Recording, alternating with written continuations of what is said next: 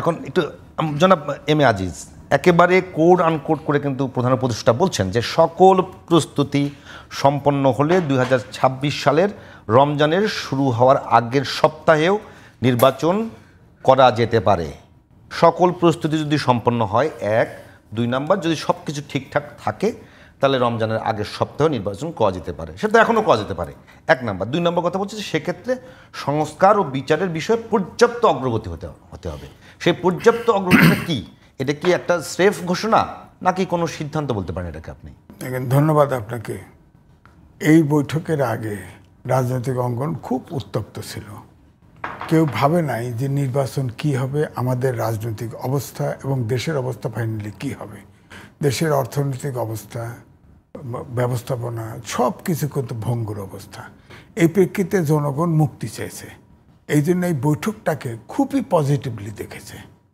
কিন্তু আপনার একান্তে 1.5 ঘন্টা বৈঠক হলো, বৈঠক থেকে বেরিয়ে যে যৌথ ইশতেহার বা বিবৃতি বা ঘোষণা আসলো, সেখানে আপনি যেমন লিখেছেন ইট বাট ছাড়া কোনো কথা আমি পাই নাই। সুতরাং আগেও তো তিনি এই কথাই বলেছেন, সংস্কার হলে নির্বাচন দেব। প্রথমেই ডক্টর মোহাম্মদ ইউনূস বলেছে, ইউটিউবে সার্চ দিয়ে দেখেন, যে সব সংস্কারে সবগুলো দল যদি একমত হয় আমরা নির্বাচনে যাব, যদি না হয় তাও যাব। ইউটিউবে দিয়ে দেব, ওয়েবসাইটে দিয়ে দেব, কে কোনটায় হাঁ করেছে না করেছে জনগণ বিবেচনা করবে। সেই জায়গায় কি উনি আসেন?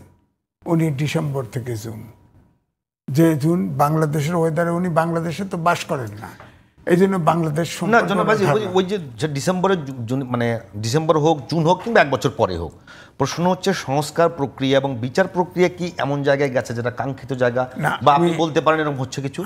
আমি সেটাই বলতে চাচ্ছি, যে ধরেন এই যে উনি বৈঠকটা করলেন, আমার কাছে মনে হয়েছে, আমার ধারণা ভালো করে একটা প্রলেপ দেওয়া হয়েছে, একটা উত্তেজনা সৃষ্টি হয়েছিল। যেমন তিনি রিজাইন করার সময় রিজাইন ঘোষণা দিয়ে এটা একটা চাতুরতা করে সবাইকে একসাথে বসিয়েছে, ঠিক এইটাও একটা কম্বশন শুরু হয়ে গেছে রাজনৈতিক অঙ্গনে। আমার মনে হয় এটাকেও তিনি ধামাচাপা দিলেন। আপনি বলেন তো দেখি, তিনি বলেছেন যে যদি পর্যাপ্ত সংস্কার হয় এবং বিচার যদি আশানুরূপ হয় তাহলে তিনি ফেব্রুয়ারির প্রথমার্ধে নির্বাচন হতে পারে। উনি তো একটাতে চার্জশিট দিছে, আপনি 50 বছর লাগবে তো ওনার এই সংস্কার করতে।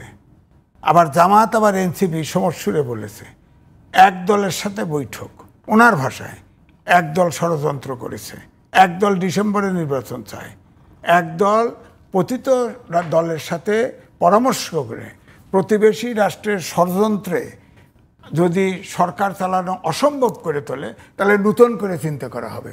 আমার মনে হয় এটা নতুন চিন্তার অংশ, উনি এটা পলিটিক্স করছে, নতুন চিন্তার অংশ আমার কাছে মনে হচ্ছে। কারণ তিনি এত শর্ত দিলেন কেন?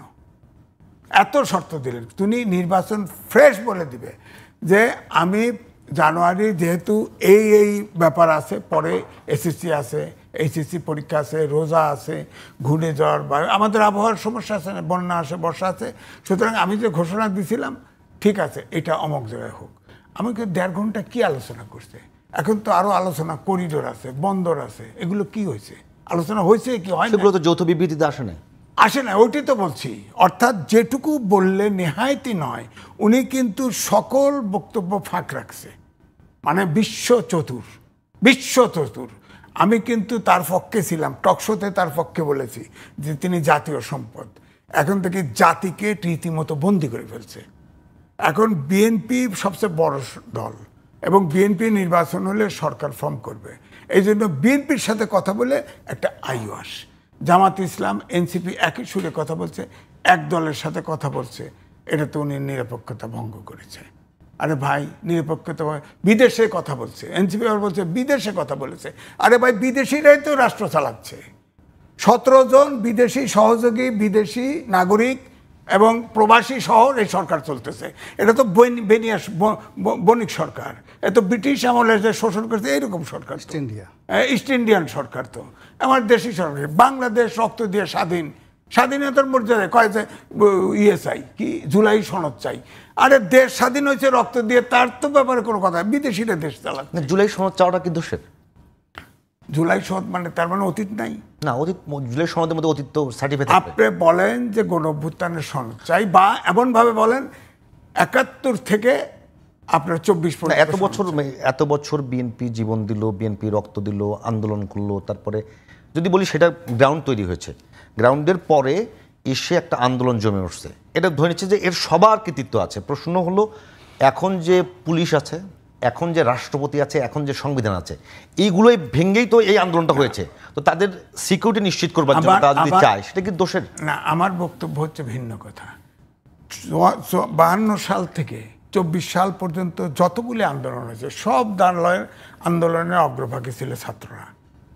কোনো ছাত্র নেতা কোনো সরকারে অংশ নিয়েছে? নেই। কোন সরকারে এরকম ছাত্ররা, হ্যাঁ আওয়ামী লীগ জনাব আজিজ ওইটা না, বলছি যে যদি তারা তাদের সিকিউরিটিটা চায়, আমি শেষ যে আমাদের সিকিউরিটি দরকার, এই যে আমরা এক্সিস্টিং সিকিউরিটি যাবে কেন? দেশের আইন ভাঙছে, এই নিশ্চয়তা কে দেবে তাদের? আমি বলছি সে কথা যে আমি বলছি যে এই ২৪ সালের ছাত্ররা যেভাবে প্রশ্নের সম্মুখীন হয়ে গেছে, যেভাবে এদের কোনো বক্তব্যে জুলাই সনদে এটা স্বীকৃতি দেওয়া হচ্ছে না, এটাকে নষ্ট করে ফেলছে তারা। আমরা মুক্তি চেয়েছিলাম, মুক্তি তো হয় নাই, মব সংস্কৃতি থেকে শুরু করে লুটপাট দুর্নীতি আরো বেড়ে গেছে। সুতরাং এই জুলাইকে যদি স্বীকৃতি দেওয়া হয়, তাহলে তো আমার ৭১ থেকে সব আন্দোলন শেষ। জুলাইয়ের সাথে আসলে ওইটা একটু বোঝার জন্য জনবাজি, যে জুলাইয়ের সঙ্গে ৭১-এর কম্পিটিশন কোন জায়গাটাতে? না, কম্পিটিশন হলো জুলাই দেশ তৈরি করছে। জুলাইতে লক্ষ লক্ষ লোক, প্রত্যেকটা নাগরিক এফেক্টেড হয়েছে। শুধু জামাত ইসলাম সহ ছোট্ট ৩টা পার্টি, ৭১-এ ছোট্ট ৩টা পার্টি, জামাত তো সিদ্ধান্ত নিয়ে, প্রাদেশিক সরকারে ৩ জন মন্ত্রী ছিল, তারা সিদ্ধান্ত নিয়ে পাকিস্তানি আর্মিকে সহযোগিতা করবে, এটা সিদ্ধান্ত নিয়ে সহযোগিতা করেছে, এবং তারপরে গণহত্যা চলেছে, এবং ঘর বাড়ি পোড়া, সম্পদ বিনষ্ট থেকে শুরু করে। তার আমি মুক্তিযোদ্ধা ছিলাম, আমি তো জীবনে কল্পনাও করি নাই যে বেঁচে থাকবো, জীবনেও কল্পনা করি, ১ সেকেন্ডের জন্য কল্পনা করিনি। সেটা তো আমাদের, সেখানে ধরেন বলা হয়েছে জুলাই, বলেন জুলাইয়ের কোন ইতিহাসটা ঠিক হয়েছে? একটা বলেন, প্রকৃত মুক্তিযোদ্ধা কথা বলতে পারবেন? শহীদ নিয়ে ৩০ লাখ বলছে, সেটা নিয়েও বিতর্ক। জুলাই না ৭১-এর কথা বলছেন? ৭১-এর কথা, সরি। কোনো একটা, যতগুলো উপাদান আছে, কোনো উপাদান কিন্তু ঠিক নেই। এই যে সরকার এসে আপনার মুক্তিযুদ্ধের আপনার ডেফিনেশন পাল্টায় দিতেছে।